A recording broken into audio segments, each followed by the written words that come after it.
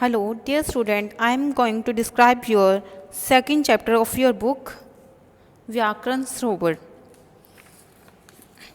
Let's open your second chapter.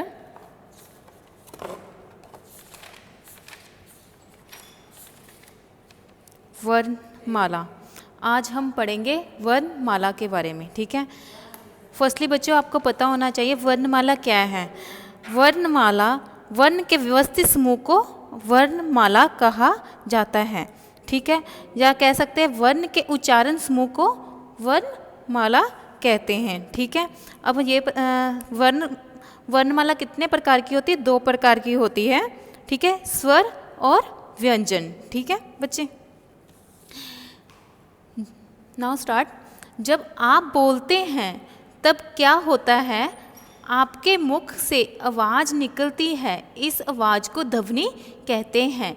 व्याकरण में ध्वनि को ही वर्ण का अर्थ दिया जाता है. ध्वनियों के निश्चित अर्थ होते हैं, ठीक है बच्चे. जो मुंह से निकली गई ध्वनि है, ठीक है, ध्वनि को ही वर्ण का अर्थ दिया जाता है, ठीक है. आगे वर्ण को अक्षर भी कहते हैं, ठीक है. इनके टुकड़े नहीं किए जा सकते. अंत ये भाषा की सबसे छोटी इकाई होती है. वर्ण का निश्चित क्रमबद्ध समूह वर्णमाला कहलाता है, ठीक है. अब बच्चे देखो, यहाँ पे आशु लिखा है, ठीक है. अ आ जमा श हलन जमा उ, ठीक है, आशु. अब इससे ज़्यादा इस ध्वनि के टुकड़े नहीं होते, ठीक है बच्चे. आगे लिखा हुआ है मोहित. आगे म हलन जमा ओ हलन जमा ह हलन जमा ई जमा त हलन अ जमा अ, ठीक है, मोहित. अब इसके भी इससे ज़्यादा टुकड़े नहीं किए जा सकते, ठीक है.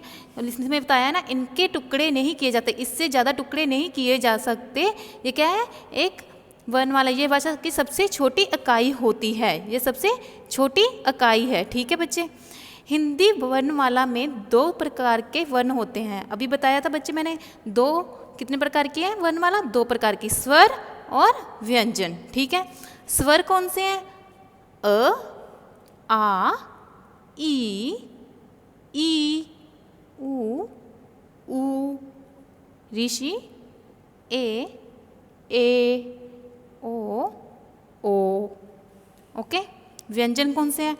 क ख ग ड़ च छ ज च न ट ठ ड ड़ न ड के नीचे बिंदी, ड के नीचे बिंदी, त थ द ध न.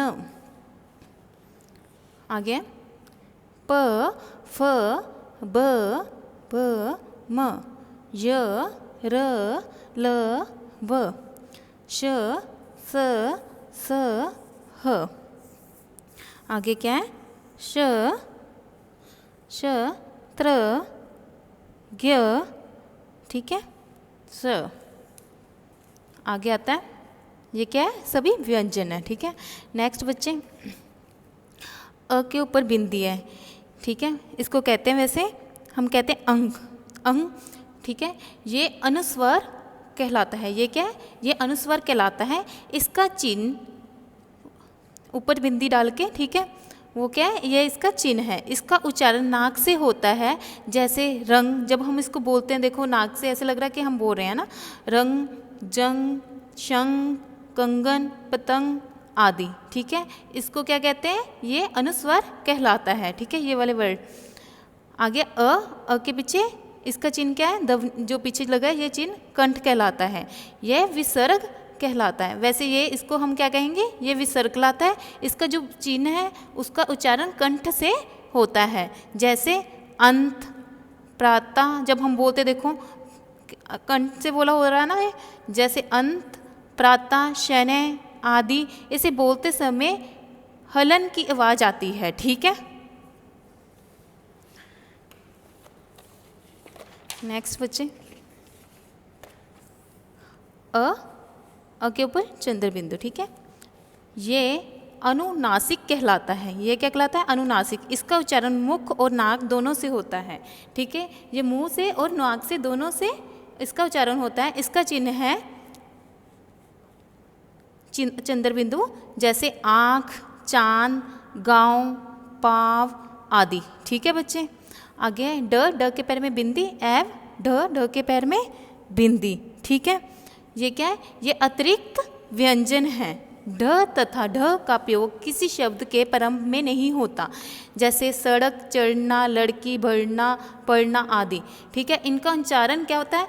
स्टार्टिंग से नहीं होता, प्रारंभ से नहीं, स्टार्टिंग से नहीं होता, सेंटर से होता है। देखो जैसे अब लिखा है सड़क, चढ़ना, लड़की, बढ़ना, ये सारा कुछ उच्चारण जो हो रहा है बीच में से हो रहा है, प्रारंभ से तो नहीं हो रहा ना।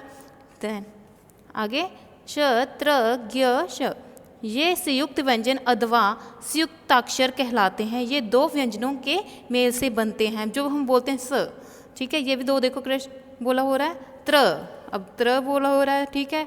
आगे है ज्ञ, इसको भी ऐसे बोला हो रहा है दो वर्डों में, ठीक है। आगे श्र, ठीक है, फिर हम श्र को भी ऐसे बोल रहे हैं, ठीक है।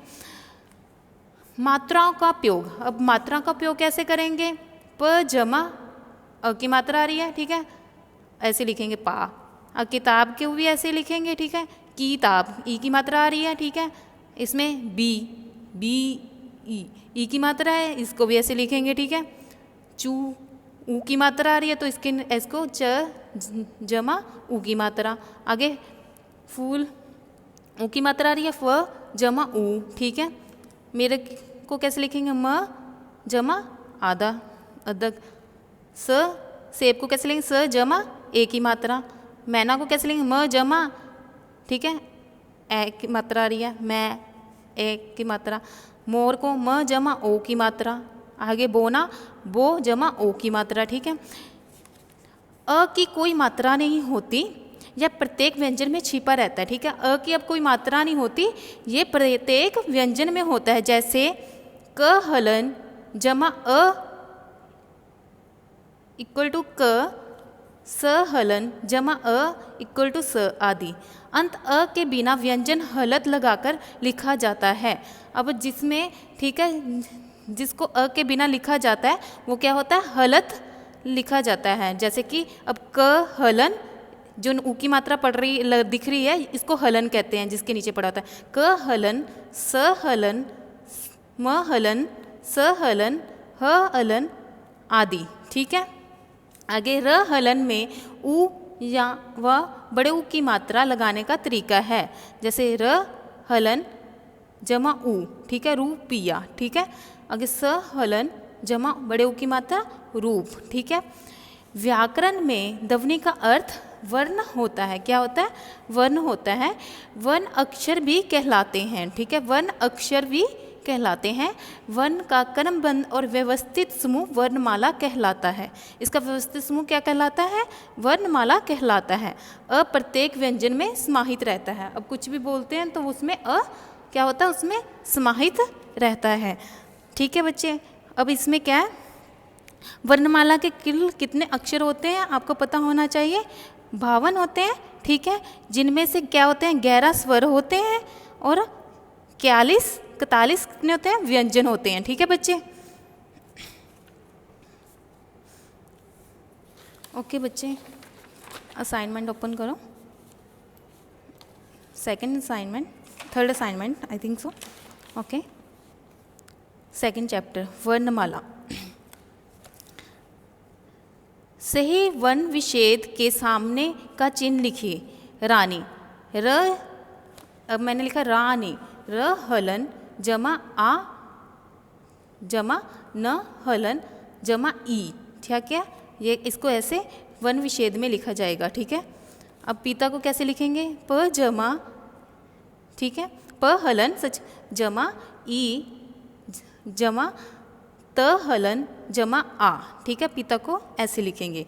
बालक को ब हलन जमा आ जमा, ठीक है, ल हलन जमा अ, ठीक है, जमा क हलन जमा अ, ठीक है। इसको ऐसे लिखेंगे। जीवन को ज हलन जमा ई जमा व हलन जमा अ हलन अ जमा न हलन जमा अ।